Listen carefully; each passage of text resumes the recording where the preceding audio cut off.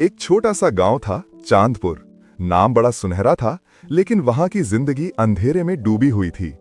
उसी गांव के किनारे एक झोपड़ी में रहती थी सीमा और उसका 10 साल का बेटा अरुण। पति के जाने के बाद जिंदगी सीमा के लिए एक जंग बन गई थी। सुबह खेतों में मजदूरी, शाम को दूसरों के घर बर्तन और रात को अधूरी रोटियों के साथ सपनों को दिलासा। पर सीमा की आंखों में हमेशा एक चमक रहती थी। वो कहती, अरुण तू बस पढ़, एक दिन हमारी तकदीर बदल जाएगी। अरुण हर बार यही सोचता, माँ की मुस्कान लौटानी है। फटे कपड़े, टूटी स्लेट, पुरानी किताबें, पर अरुण की मेहनत सबसे नई थी। एक दिन स्कूल में चित्रकला प्रतियोगिता हुई। अरुण को रंग चाहिए थे, लेकिन जेब में 1 रुपया भी नहीं था। उसने माँ से कहा, माँ मेरे पास रंग नहीं है। सीमा ने कुछ नहीं कहा, बस अगले दिन खेत में दुगना काम किया। हाथों में छाले पड़ गए, पर शाम को लौटते वक्त रंगों का छोटा डिब्बा ले आई। अरुण की आंखों में चमक थी।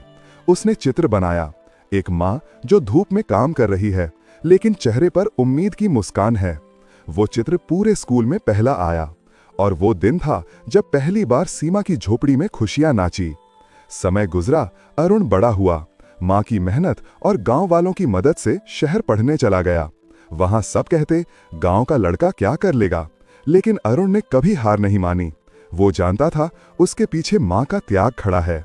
रातों की नींदें कुर्बान कर दी, दिन रात पढ़ता रहा, और एक दिन देश के सबसे बड़े इंजीनियरिंग कॉलेज में उसका चयन हुआ। जब वो खबर लेकर माँ के पास पहुंचा, सीमा की आंखों से आंसू झरने लगे। उसने कहा, माँ ये सब तेरे कारण हुआ है। सीमा ने बेटे को गले लगाते हुए कहा, बेटा अब मुझे कुछ नहीं चाहिए, बस तेरा सपना पूरा हुआ यही काफी है। कुछ साल बाद जब अरुण को नौकरी मिली, तो उसने पहला वेतन माँ के हाथों में रखा। वो नोट नहीं थे, वो माँ के बरसों के संघर्ष की कीमत थी।